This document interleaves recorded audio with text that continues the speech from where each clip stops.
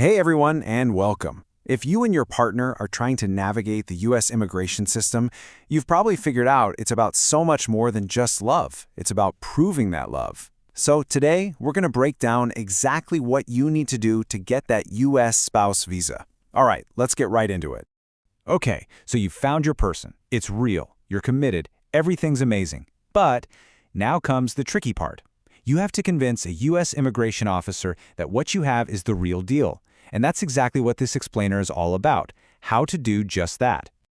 The entire process, literally everything, boils down to one single super important legal idea: bona fide. It's a fancy Latin term, but all it really means is in good faith.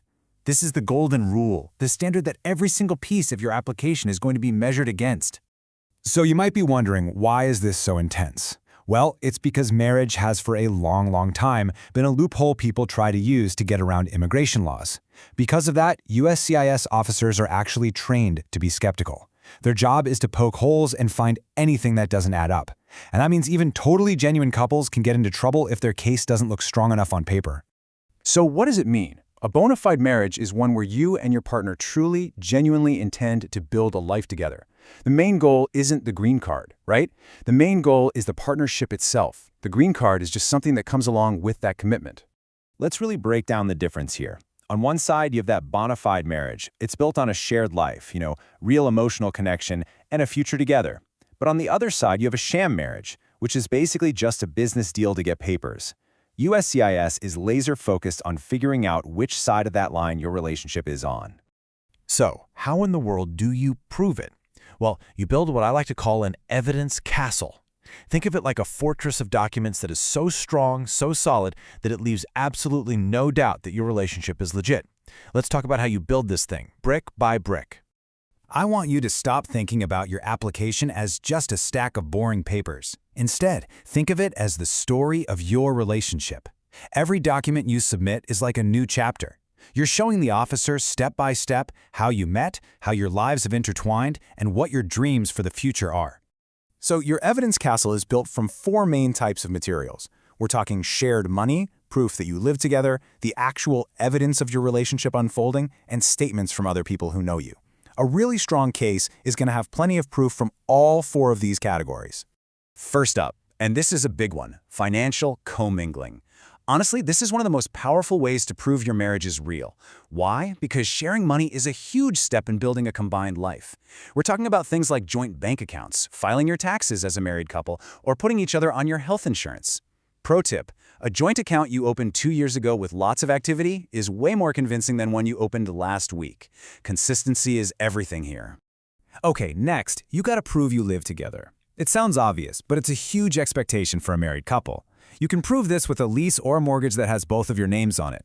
Things like utility bills, car insurance, even just junk mail addressed to both of you at the same place, it all helps build this undeniable paper trail that says we share a home.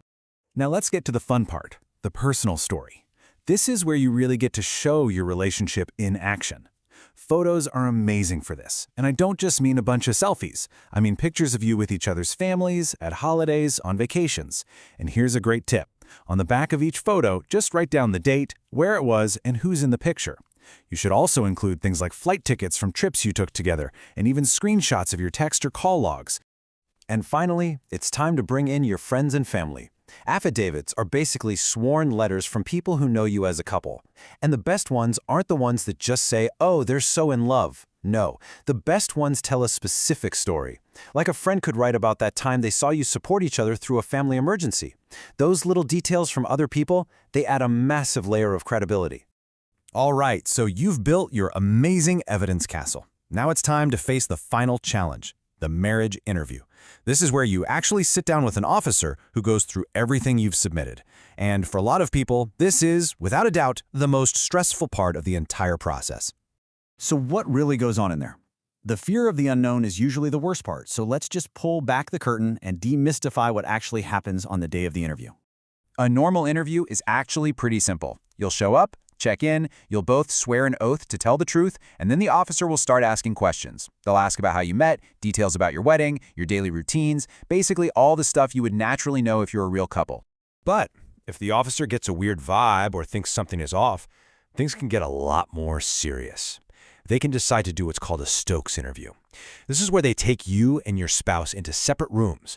Then they ask you both the exact same list of very specific questions and compare your answers to see if they match up. So how do you pass? The best advice is actually really simple. First, sit down and review your entire application together before you go. Second, just be honest. If you don't know what your spouse ate for breakfast 3 days ago, don't guess. It is way better to just say, I don't remember. And for sure, bring a copy of every single document you submitted. You've got to know that USCIS officers are trained to spot certain patterns or red flags that they think might point to marriage fraud. And if you know what they're looking for ahead of time, you can get out in front of it and address it directly in your application. Just take a look here. These are some of the most common red flags. Did you get married really fast after you met? Is there a big age difference? Do you speak different languages? Now, having one of these doesn't mean you're doomed, not at all. But it does mean you need to provide extra evidence to explain it. So if you married quickly, you need to absolutely bury them in photos and texts from your whirlwind romance. If there's a language barrier, you explain exactly how you communicate. The trick is to figure out their concerns and answer them before they even have to ask. You know, after all the stress, all the paperwork, and the interviews, it's really easy to lose sight of why you're even doing this. But it's so important to remember the ultimate goal: building your life together in the same place without borders getting in the way.